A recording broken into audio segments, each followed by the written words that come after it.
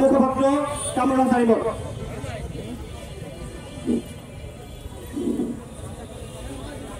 সম্মানিত উপস্থিতি, আসসালামু আলাইকুম।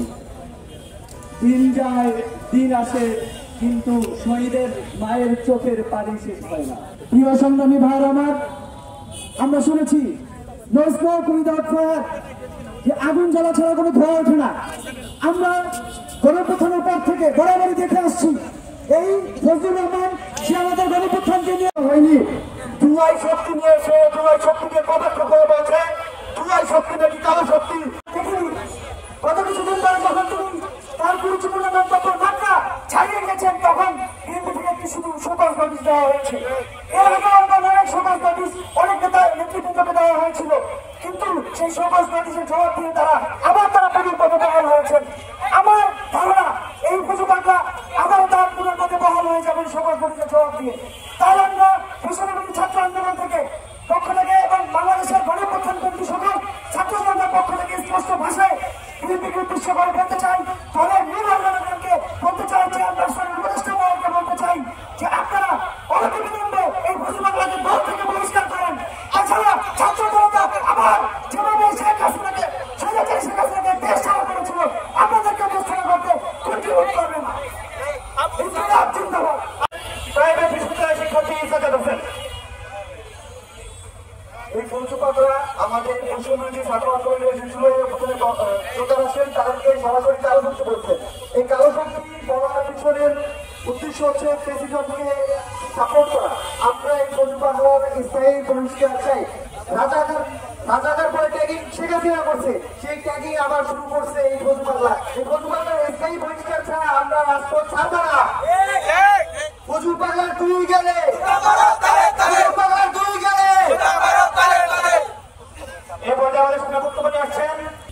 আবু সাইদ মুগ্ধ সেই সৈনিক যুদ্ধ। জুলাই আগস্টে আমরা রক্ত দিয়েছি, আমার ভাইরা শহীদ হয়েছে। এখনো আমার সহযোদ্ধারা ভাইরা বিভিন্ন হাসপাতালে কাতরাচ্ছে। আর এদিকে বিএনপির কিছু নেতা কর্মীরা আজকে জুলাই আগস্টে যে রক্ত দিয়েছে, তারা এই আন্দোলন অংশগ্রহণ করেছে, তাদেরকে বিভিন্ন ভাবে আওয়ামী লীগের মতো রাজাকার ট্যাগ দিচ্ছে। আমরা ছাত্র জনতা হুঁশিয়ারি করে বলে দিতে চাই, আমরা কিন্তু পুলিশের ভয় পাই না। আমরা আওয়ামী লীগকে দাঁড়িয়েছি, বুকের সিনা দাঁড় করে দিয়ে, বুকের সামনে বুক পেতে দিয়ে আওয়ামী লীগকে বাংলাদেশ থেকে দাঁড়িয়ে দিয়েছি। আর আপনারা কারা? বিএনপি যদি মজলুম ছিল, আমরা বিএনপির পাশে ছিলাম। বিএনপি যদি জালিম হয়ে ওঠে, আমরাও কিন্তু বিএনপিকেও বাংলাদেশ থেকে তাড়িয়ে দিতে বাধ্য হব। পরিবর্তন হয় না। আমরা দেখেছি এই 24 গণঅভ্যুত্থানের ফলে কিছু নেতার উৎপাত হয়েছে, তারা বিভিন্ন ভাবে ওই ফ্যাসিবাদকে আবার ফিরিয়ে আনতে চায়। আমরা এখানে দাঁড়িয়ে স্টেট বলতে চাই, ওই ফ্যাসিবাদ হাসিনা হাজারো প্রশাসনিক শক্তি, হেলমেট বাহিনীর শক্তি দিয়েও গুলি করে আমাদেরকে মাঠ থেকে সরাতে পারেনি। আপনারা আবারও ফ্যাসিবাদী কায়দায় দেশকে শোষণ পূরণ করবেন এবং এই 24 যোদ্ধাদেরকে কটূক্তি করে কথা বলবেন, আমরা কিন্তু আপনাদেরকে ছেড়ে দেব না। এই ফজুপাতরা সেই 24 গণঅভ্যুত্থানের পরপরই বিভিন্ন ধরনের কটূক্তিমূলক কথা বলেছে, কিন্তু আমরা দেখেছি বিএনপি হাই কমিশন থেকে কোনো ধরনের ব্যবস্থা নেওয়া হয়নি। এবং আজকেও যে ঘটনা ঘটিয়েছে, এরপরে তাকে যে শোকজ দিয়েছে, এই শোকজ ফেরা দিয়ে চলবে না। এই প্রতিবাদকে আপনারা শাস্তির আওতায় আনুন, নয়তো ছাত্র জনতা আইন হাতে নিয়ে প্রতিবাদকে কিন্তু শাস্তির আওতায় আনবে।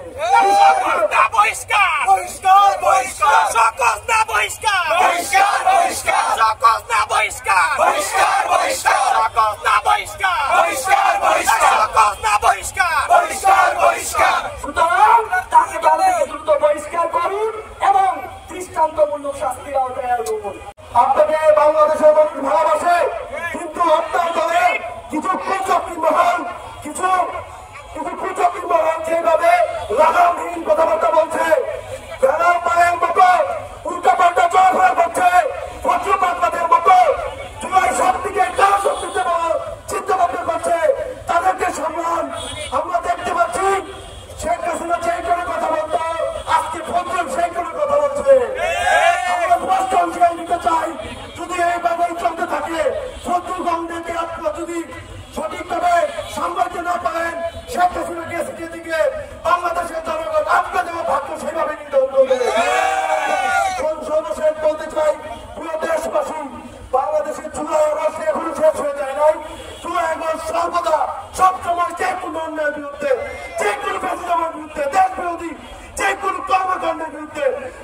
সর্বদা চুপচাপ থাকবে ইনশাআল্লাহ। ভিপি ক্যান্ডিডেট ছাত্রদলের আবিদ ভাই বলছেন কেউ কাউকে ছাইরা যায় না। সোনামী সহযোদ্ধা ভাই এবং বোনেরা, আমরা দেখতে পেয়েছি 5ই আগস্টের পরে আওয়ামী লীগের দোসর একটা শক্তি, তারা বিএনপি সহ বিভিন্ন দলে বসে, যাদের শরীরটা মূলত বিএনপি, কিন্তু তাদের মন মরণ মস্তিষ্ক পুরোটাই আওয়ামী লীগ। এই আওয়ামী লীগের দোসররা জুলাই গণঅভ্যুত্থানকে কলঙ্কিত করার চেষ্টা করছে, জুলাই অভ্যুত্থানকে প্রশ্নবিদ্ধ করার চেষ্টা করছে। আমরা বলতে চাই, জুলাই গণঅভ্যুত্থানের শক্তিরা বেঁচে থাকতে, এই জেনজিরা বেঁচে থাকতে এই ষড়যন্ত্র কোনদিন সফল হতে দেওয়া হবে না, হবে না, হবে না। সংগ্রামী সহযোদ্ধা ভাই এবং বোনেরা, আমরা দেখেছি বিগত 1 বছর ধরে এই আওয়ামী লীগের দোসর, মুজিববাদের দোসর ফজলুর রহমান ক্রমাগতভাবে জুলাই গণঅভ্যুত্থানকে কলঙ্কিত করে যাচ্ছে, কিন্তু বিএনপি তার বিরুদ্ধে কোনো অবস্থান নেয়নি। আমরা বলতে চাই, বিএনপি যদি এই শপথ কিংবা দায় ছাড়া কোনো ডিসিশন নিয়েই তাদের সিদ্ধান্ত নিতে চায়, আমরা মনে করব এটা বিএনপির হাইকমান্ডের নির্দেশেই হয়েছে। আমরা বলতে চাই, এটা যদি বিএনপির হাইকমান্ডের নির্দেশে হয় এবং তাকে যদি স্থায়ীভাবে বহিষ্কার না করা হয়, তাহলে এই যে জেনজির সাথে বিএনপিকে বোঝাপড়া করতে হবে। আমরা বলতে চাই, তারেক রহমান, আমরা আপনাকে শ্রদ্ধা করি। বিগত 16 বছরের যেই সংগ্রাম বিএনপি করেছে, আমরা আপনাদেরকে সেই শ্রদ্ধার থেকেই দেখতে চাই। আপনারা অনতি বিলম্বে এই ফজলুর রহমানদের মতো যে সকল ফ্যাসিস্টদের দোসর, আওয়ামী লীগের দোসর, মুজিববাদের দোসর যারা আছে, তাদেরকে অনতি বিলম্বে বহিষ্কার করুন। একই সাথে আমরা বলতে চাই, এই ইন্টারিম সরকার যারা জুলাই গণঅভ্যুত্থানের 2000 শহীদের রক্তের উপরে দাঁড়িয়ে আছে, এই যেই ফ্যাসিবাদের দোসর প্রকাশ্যে সরাসরি জুলাই গণঅভ্যুত্থানের বিরুদ্ধে অবস্থান নিচ্ছে, এই ইন্টারিম সরকার গত 1 বছরে কি করেছে? তাকে কেন আইনের আওতায় আনা হয়নি? অনতি বিলম্বে ইন্টারিম সরকারকে আমরা অনুরোধ করবো, এই ফ্যাসিবাদের দোসর ফজলুর রহমানকে বিচারের আওতায় আনতে হবে এবং ফজলুর রহমান যদি বাংলাদেশে থাকতে চায়, তাহলে তাকে অনতি বিলম্বে ক্ষমা প্রার্থনা করে বাংলাদেশে থাকতে হবে। আগামীর বাংলাদেশ জুলাই গণঅভ্যুত্থানের শক্তির বাংলাদেশ। যারা বাংলাদেশে থাকতে চায়, যারা বাংলাদেশে রাজনীতি করতে চায়, তাদেরকে জুলাইয়ের আকাঙ্ক্ষাকে, জুলাই গণঅভ্যুত্থানের স্পিরিটকে ধারণ করেই বাংলাদেশে থাকতে হবে। ধন্যবাদ সবাইকে। আজকে সকালে ঘুম থেকে উঠার পরে দেখলাম বিএনপির ভারপ্রাপ্ত চেয়ারম্যান তারেক রহমান নাকি জুলাই গণঅভ্যুত্থানের কালো শক্তি, এবং এই মন্তব্য করেছেন তার দলের চেয়ারপারসনের একজন উপদেষ্টা। আমরা আসলে এটা বুঝতে পারি না যে ছাত্র দলের ভিপি প্রার্থী আবিদ ভাই যখন বলেন কেউ কাউকে ছাড়া যায় না, তখন তার দলের চেয়ারপারসনের উপদেষ্টা কিভাবে আমাদেরকে ছাড়া নিজে কালো শক্তিতে রূপান্তরিত হয়ে যায়। আমরা বৈষম্য বিরোধী ছাত্র আন্দোলনের পক্ষ থেকে এতক্ষণ আমাদের বিপ্লবী নেতা কর্মীরা বক্তব্য দিয়েছেন। আপনারা এই কালো ধোয়ার মাঝখানে বসে, বিপ্লবের আগুনের মাঝখানে বসে অনেকক্ষণ ভিডিও ধারণ করেছেন। আমি খুব বেশি আমার বক্তব্য দীর্ঘায়িত করব না। আমি খুব সংক্ষেপে বলতে চাই যে এই জুলাই গণঅভ্যুত্থানের পর একটা বিপ্লবী সরকার হওয়ার কথা ছিল, হয় নাই। জুলাই ঘোষণাপত্রে যে ঘোষণাপত্র প্রধান উপদেষ্টা পাঠ করেছেন, সেখানে বাংলাদেশের ছাত্র জনতার বিপ্লবীদের কোনো বিন্দুমাত্র অংশগ্রহণ নাই।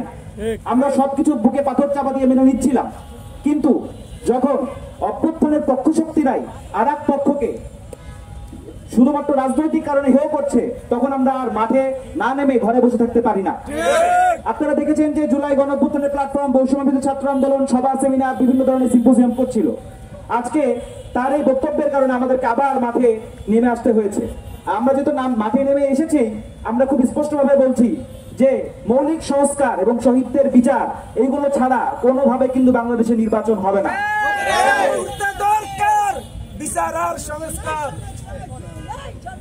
আর আপনারা এই মুহূর্তে দেখছেন যে জুলাই জাতীয় সনদ দিয়ে কথা হয়েছে। আমরা গতকালকেও জুলাই সনদ নিয়ে একটি সেমিনার করেছি, সেখানে বিভিন্ন দলের রাজনৈতিক কর্মীরা এসেছিলেন। জুলাই সনদ বাস্তবায়ন কোন সরকার করবে, এটা নিয়ে আমাদেরকে কথা বলা লাগছে। এইটা তো খুবই দিনের আলোর মতো পরিষ্কার যে যেই অন্তর্বর্তীকালীন সরকার শহীদদের রক্তের উপর দিয়ে দাঁড়িয়ে ক্ষমতা এসেছে তারাই জুলাই সনদ বাস্তবায়ন করে যাবে। সেখানে আবার এই প্রশ্ন কেন আসছে যে পরবর্তী সরকারের কাছ থেকে আমরা ওয়াদা নিব এবং সেই হচ্ছে জুলাই সনদ বাস্তবায়ন করবে? এই ধরনের কোনো কিছু বৈষম্য ছাত্র আন্দোলন মেনে নিবে না। জুলাই সনদ বাস্তবায়ন করতে হবে এই অন্তর্বর্তীকালীন সরকারের আমলেই, এবং মৌলিক সংস্কারগুলো বাস্তবায়ন করতে হবে। এবং একই সঙ্গে এই যে বিচার 1000, আপনারা জুলাই ঘোষণাপত্রে বলছেন 1000, আবার এখানে আপনার জাতিসংঘের রিপোর্টে 1400, এত কেন জুলাই শহীদদের সংখ্যা নিয়ে 9-6? গত 1 বছরে এই যে জুলাই শহীদদের পূর্ণাঙ্গ তালিকা করা হয় না, এর ব্যর্থতা আনুষ্ঠানিকভাবে এই অন্তর্বর্তীকালীন সরকারকে নিতে হবে। যারা দায়িত্বে ছিলেন তাদের সবাইকে আনুষ্ঠানিকভাবে ক্ষমা প্রার্থনা করতে হবে এবং নিঃশর্ত ক্ষমা প্রার্থনা করবে।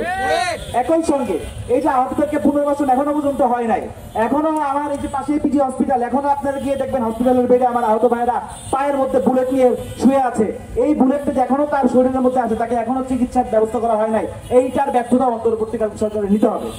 এবং সর্বশেষ এই যে আমাদের এই ফজলুর রহমান সাহেবরা যেখানে বসে বসে জুলাই গণ অভ্যুত্থানকে গালিগালাজ করেন, কালো শক্তি বলেন, এই মিডিয়া যে আমরা সংস্কার করতে পারলাম না, এইটার ব্যর্থতাও আমাদের এই অন্তর্বর্তীকালীন সরকারকে নিতে হবে।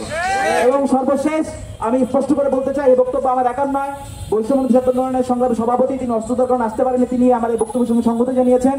সেটা হচ্ছে কোন রকম যদি কিন্তু ছাড়া ফজলুর রহমান সাহেবকে, এই ফজলু পাগলাকে বৈষম্য বিএনপি থেকে, আরেকবার বলছি, কোন রকম যদি কিন্তু ছাড়া নিঃশর্ত ক্ষমা চেয়ে বিএনপি থেকে ফজলুর রহমান সাহেবকে বহিষ্কার করতে হবে এবং আজীবনের জন্য বহিষ্কার করতে হবে।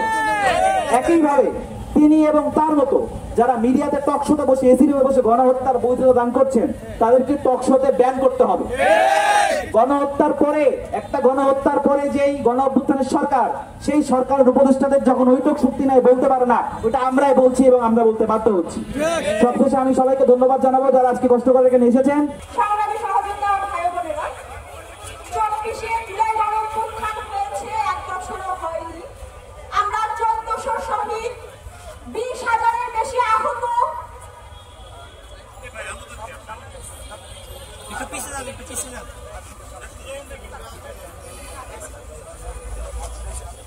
পানি মাইরা দেন ভাই। 24 জুলাই গণ অভ্যুত্থান হয়েছে, 1 বছরও হয়নি।